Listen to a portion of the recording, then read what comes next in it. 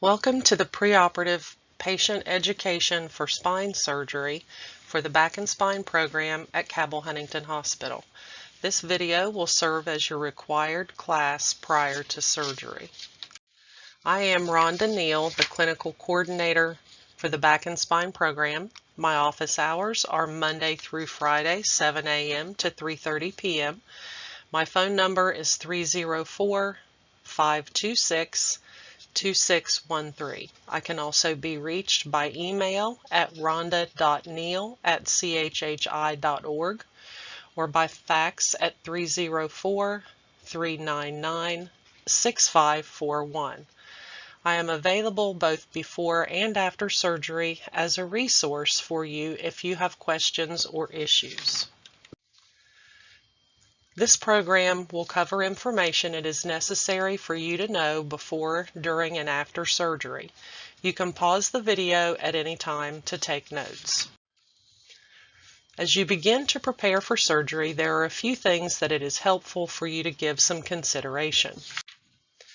Patients frequently ask, why do I have to take a class before surgery? The medical community is known for many years that the patients that do the best in the long run after surgery are the patients that are well prepared prior to surgery. In other words, well-prepared patients have superior outcomes. They tend to have less pain and anxiety associated with their surgery. They have shorter hospital stays, they have fewer complications, and they are better about following their surgeon's instructions. Your length of stay in the hospital can vary depending on your procedure and your surgeon. Single-level cervical or neck surgery is usually overnight, one night. Single-level lumbar or back surgery is usually overnight, one night, or you may be discharged the same day as the surgery. Multiple-level neck or back surgery is usually 1 to 2 nights. And multiple-level neck or back fusions are usually 2 to 4 nights. A fusion is when we are trying to get two pieces of bone to grow together to produce stability of the spine. There are 4 required steps to the preoperative process that must be completed during a specific time frame prior to surgery.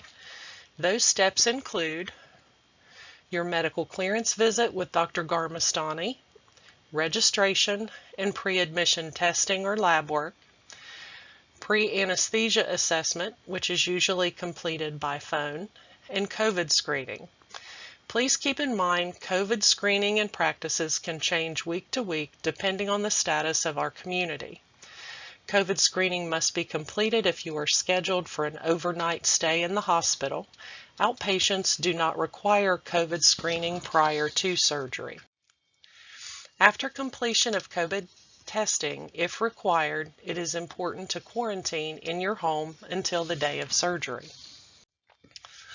We encourage our patients to actively participate in their care decisions regarding procedures, treatments, pain management options, and discharge options.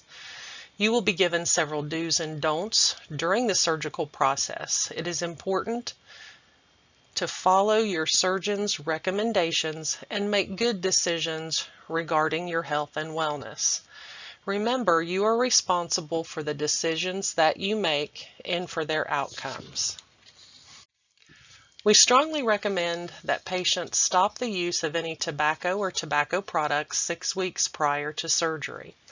Having nicotine in your system increases the likelihood of developing complications after surgery. For example, heart attack, stroke, blood clots, infection, poor healing, and fusion failure. Anytime you have a surgery, there are risks involved. All patients have some degree of risk, even though spine surgery complications are rare. The most common complications following spine surgery are pneumonia, infection, and blood clots. The majority of surgical complications are preventable. First, let's look at pneumonia. Pneumonia can be caused by anything that causes your breathing to be slow and shallow for an extended period of time. This allows the normal secretions or mucus to accumulate inside your lungs. When these accumulated secretions in lung tissue become laden with bacteria, that is a pneumonia.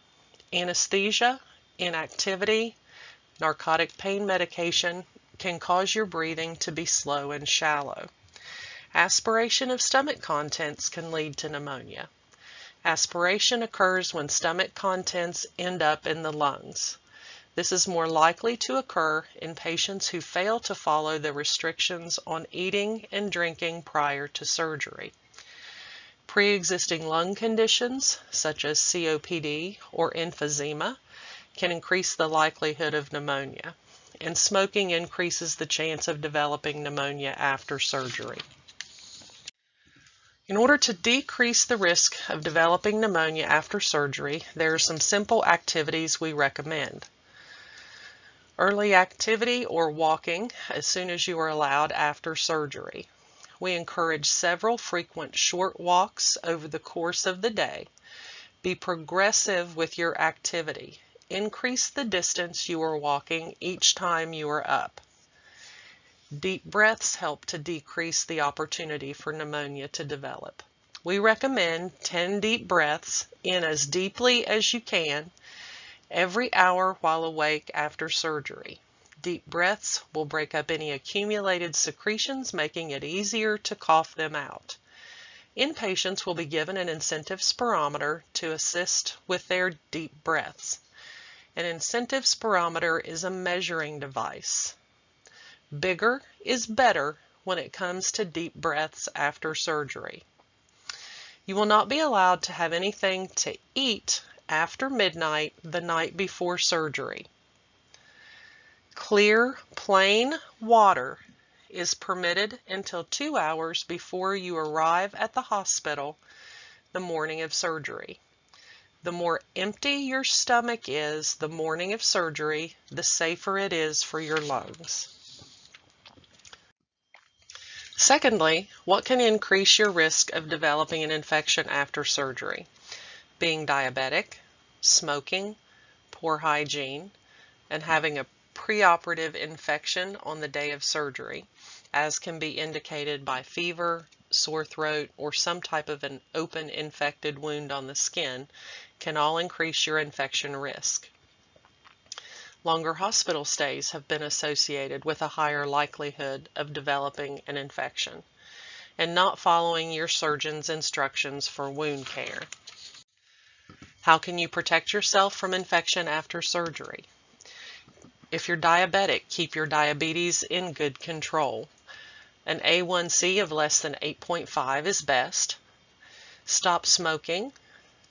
Complete the recommended skin prep the evening before your surgery. Remember, you must be free of any sign or symptom of infection the morning of surgery. If you feel yourself getting sick the week before surgery, call the office so we can reschedule your surgery for when you are healthy. Pursue your goal of early activity and walking to be stronger and more steady on your feet so that you can be discharged as soon as it's appropriate. Follow your wound care instructions. They are specific to your surgeon's preferences. Patients and caregivers should wash their hands frequently with soap and water. Have fresh bed linen placed on your bed for your return home, and do not allow pets to sleep with you for the first several weeks after surgery. Finally, blood clots. Trauma and inactivity are the primary cause of blood clots. The trauma of surgery increases the clotting activity within your bloodstream. Clotting does not return to textbook normal for approximately 6 weeks after surgery. Blood clots can lead to stroke, heart attack, or pulmonary embolism. When clots form, they usually initially develop in our calves due to sluggish circulation. Inactivity allows our circulation to become slower than usual, making it easier for clots to form. Some other risk factors that can increase your likelihood of developing a blood clot include obesity, varicose veins, medications that contain estrogen, and being over the age of 40 and smoking. The more of these risk factors that apply to you, the higher your risk of developing a blood clot after surgery. What can you do to protect yourself from blood clots? Early activity and walking. Remember to get up and moving as soon as you're allowed to after surgery, and increase the distance you walk each time you are up. You will receive a pair of thromboembolism deterrent hose, or TEDs, which will provide compression over your calves and improve circulation. You should wear those hoses for the first 3 weeks after surgery while your blood clot risk is the highest. You may remove them daily to shower. You will also be given sequential compression devices, or SCDs. SCDs are sleeves that fit over your lower legs and massage your calves to improve circulation. The more time you spend wearing the SCDs while in bed, the more protection you receive. Ankle pumps are another activity that can improve your circulation as well. Ankle pumps are nothing more than flexing your foot at the ankle up towards your head as hard as you can, alternating that with pressing your foot down toward the floor or the foot of the bed. This activity activates your calf muscle and improves circulation.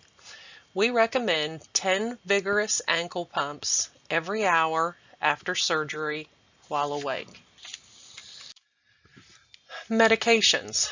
Dr. Garmestani will review your medication list and give you written instructions regarding your medications. It is imperative to stop some medications prior to surgery, such as blood thinners, steroids, and anti-inflammatory medications.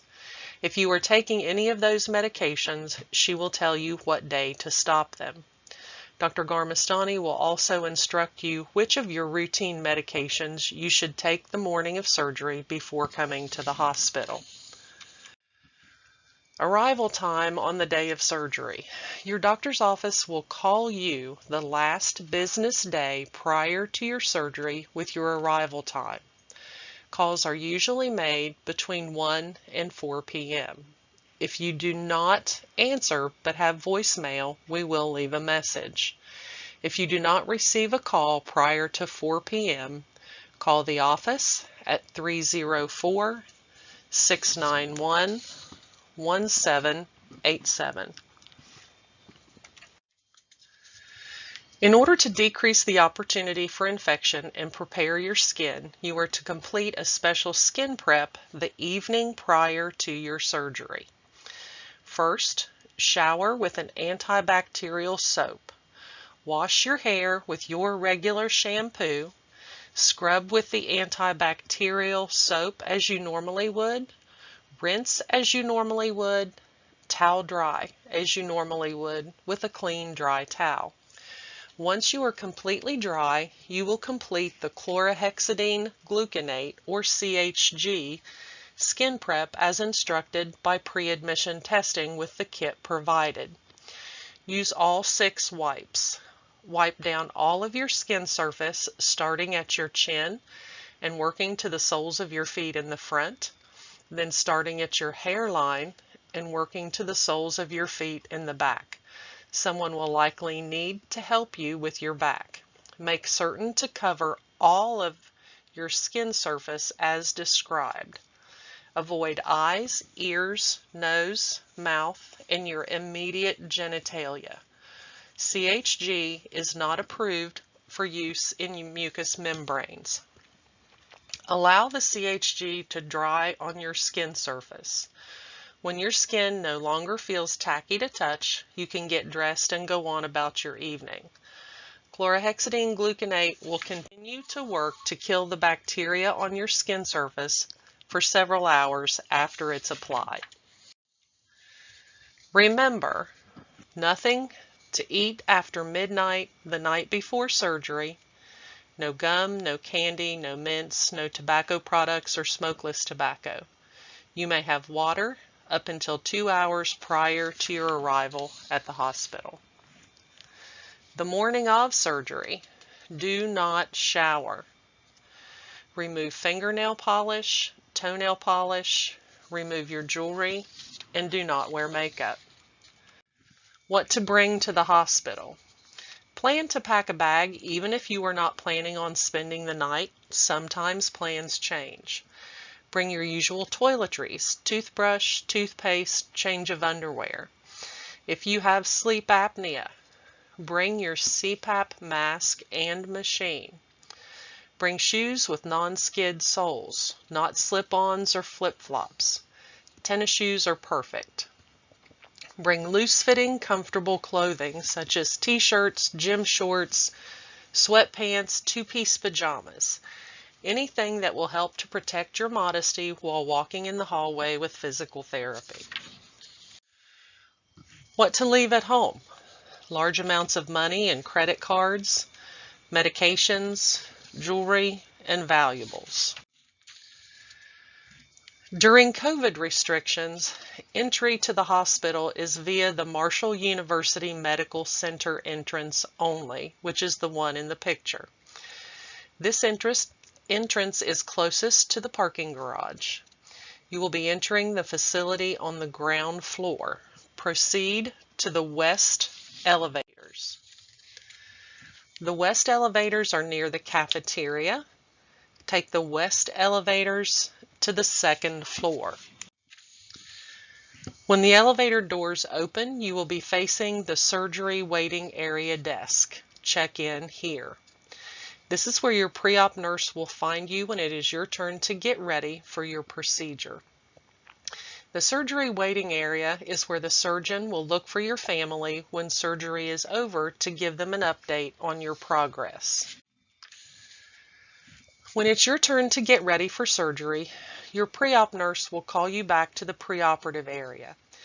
Here we will verify important information like name, date of birth, procedure, and contact person's information. Next, you will complete a second chlorhexidine gluconate skin prep and change into your hospital gown. You will have the opportunity to meet and discuss anesthesia with your anesthesia staff and have your IV started. You will meet your surgery staff and be free to ask questions regarding their role. Your surgeon will stop by to answer any final questions, sign the consent form. Then the surgeon will take a special purple skin marker and mark the surgical site. This is a national safety standard. The preoperative area is also where we will apply your TED hose and SCDs for blood clot protection. Once all of these steps are completed and all of the questions are answered, anesthesia and the patient will proceed to the operating room. The OR will look very much like the one seen here. After you are asleep and your airway is secure, a catheter or thin tube may be placed to your bladder to drain urine. At the end of your surgery, a drain may be placed in your surgical site to drain fluid from the incision. Surgical procedures vary in length, and the surgeon should be able to give you a generalized prediction on time. The surgeon will speak with your family member after the surgery is completed. The patient and anesthesia will proceed to the post-anesthesia care unit or PACU. Your stay in the PACU is usually 1 to 4 hours, but could be longer. You will have all the same monitors that you had in the operating room. As you begin to wake up in the PACU, your nurse will remind you to do your deep breaths and ankle pumps to help prevent complications. You will be permitted to have ice chips as tolerated. You will have pain medication ordered before you leave the operating room. Pain medication is ordered on an as-needed basis. The nurses will ask you to rate your pain intensity. We use the 0 to 10 scale, 0 being no pain and 10 being the worst imaginable pain. Our goal is 4 to 6 or less out of 10. Once you are awake, stable, and have good pain control, you will be transferred to the 2 bed towers, which is the spine unit, or to the outpatient unit if you are not spending the night. Narcotic pain medication is the gold standard for pain control after spine surgery. Unless previously discussed, we typically use morphine IV through the night the first night after surgery.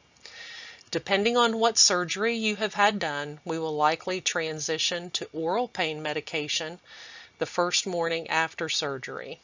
We typically use Norco or Percocet for oral pain control. Some patients may also receive a muscle relaxer. We encourage patients to maintain their pain level around a 4 to 6 on the 0 to 10 scale. 4 to 6 is, yes, I have some discomfort, but it is tolerable. You are encouraged to ask for your pain medication to keep your pain at a tolerable level. We have a good feel for what type and how much pain medication is required for each procedure. However, patients metabolize medications differently. If your pain regimen isn't getting your pain to the tolerable level, let your physicians or nurse practitioner know so that adjustments can be made. Expecting a pain level of 0 or 1 the first few days after surgery is unrealistic. You have the option of a non-opioid pain medication regimen if you would prefer not to receive narcotic or opioid pain medication.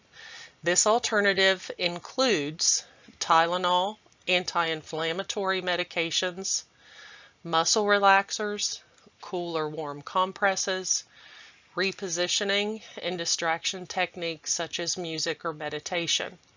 If you would prefer this option, please discuss it with your surgeon prior to the day of surgery. We will follow the narcotic regimen unless the non-opioid alternative has previously been requested and agreed upon by the surgeon and patient. Patients who are in the hospital have received anesthesia and pain medication are at increased risk for falls. For this reason, we ask that you have someone accompany you when you get out of bed, especially for the first time after surgery. Remember, call, don't fall. When getting out of bed, change positions slowly. Sit on the side of the bed for a few minutes before standing to walk. Wear shoes with non-skid soles and use assistive devices if recommended by physical therapy, such as a cane or a walker. What can you expect the first day after surgery? In most cases, if you had a catheter placed, it will be removed early in the morning. If you have a wound drain, it may be removed later in the day. Drain removal is dependent upon the amount of drainage the wound produces. Your first priority is to get out of bed and get moving.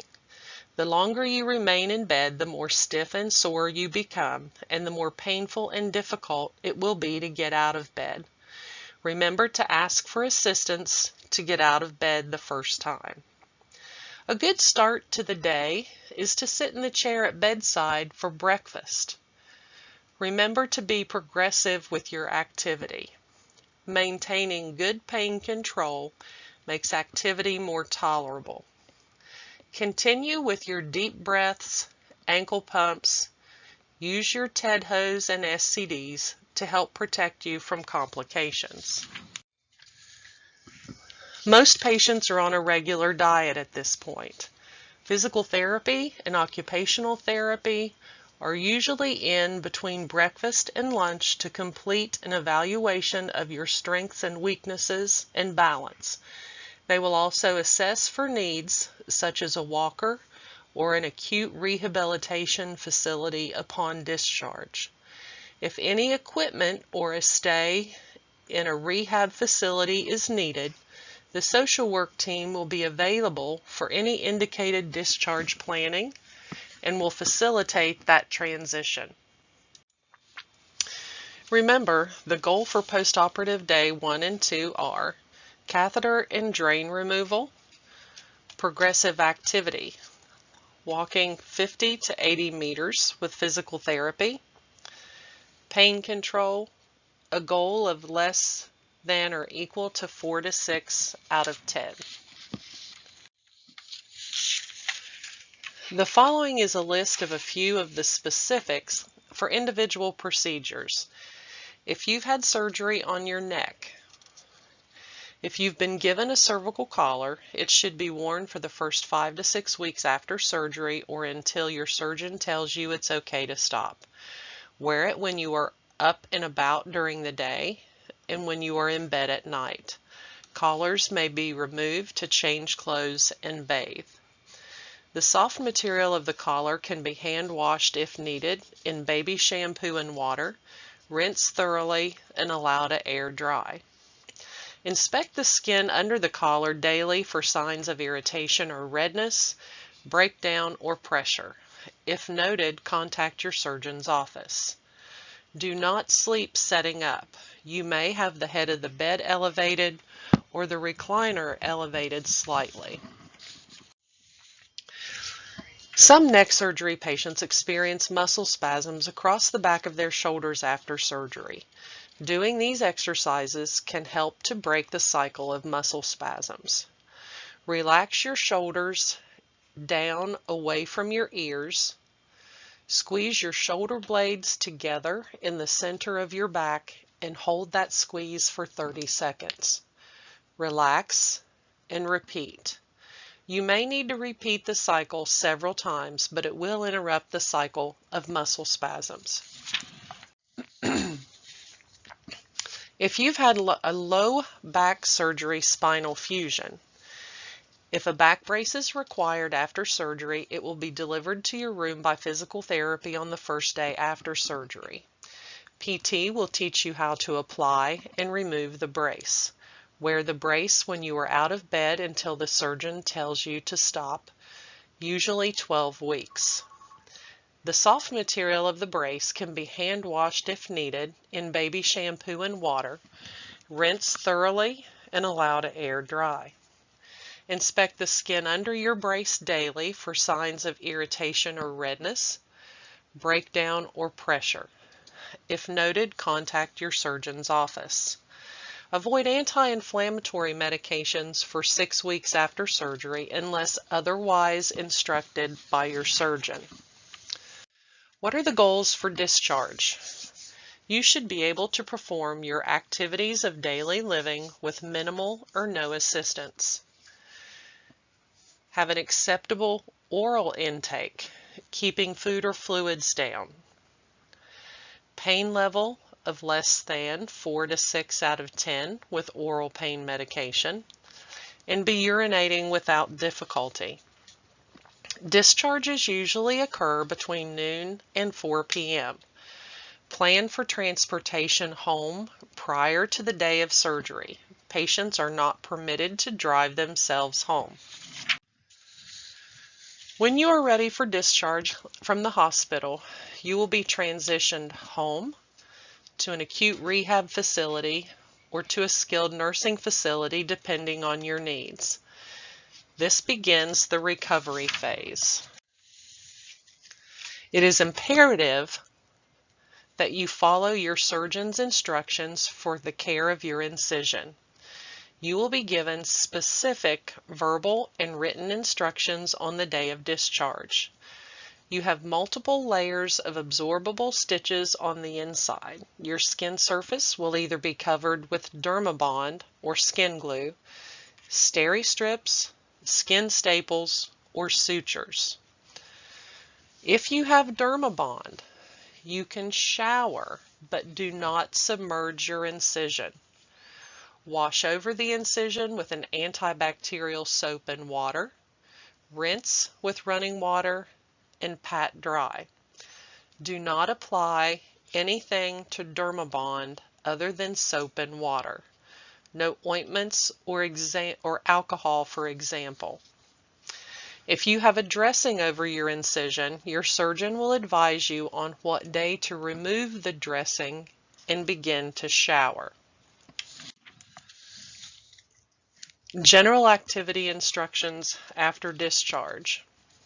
Follow your surgeon's instructions with regard to showering. No repetitive bending or twisting. no lifting greater than 5 to 10 pounds, no overhead lifting, no pushing or pulling, no driving for 2 weeks, longer if you are taking prescription pain medication. Wear your TED hose for 3 full weeks after surgery. After you are discharged, you may receive a survey asking about your hospital stay. Your responses are important and impact how we provide care. If you receive a survey, please complete and return it in the envelope provided. You will see your surgeon in the office 1 to 2 weeks after surgery. The appointment date and time will be written on your discharge instructions that are given to you at the time of discharge from the hospital. What should I watch for after I go home? Call the office if you notice any of these symptoms, as they may be a sign of infection. Fever over 101 degrees, redness around your incision, pink is normal, drainage from your incision that is yellow or green or has a foul odor. If you have a problem or question after you return home, call the office at 304-691-1787. During regular business hours, you can be transferred to your surgeon's nurse. After hours, this number is answered by the answering service that can put you in contact with the neurosurgeon on call. A neurosurgeon is on call 24 hours a day, 7 days a week for emergencies. Please read over the written information you have been given. Read your booklet, A Guide to Understanding Cervical Surgery or A Guide to Understanding Thoracic or Lumbar Surgery. Read your discharge instruction sheet and read the leaflet, Impact of Tobacco on Spinal Surgery. After the video, call the Back and Spine Program Office to complete the required post-test and Oswestry Disability Index over the phone and answer any questions you may have. The post-test and Oswestry following the video must be completed prior to surgery. Our office number is 304-526-2613, Monday through Friday, 7 a.m. to 3 p.m. Thank you for allowing the Back and Spine Center at Cabell Huntington Hospital the opportunity to care for you.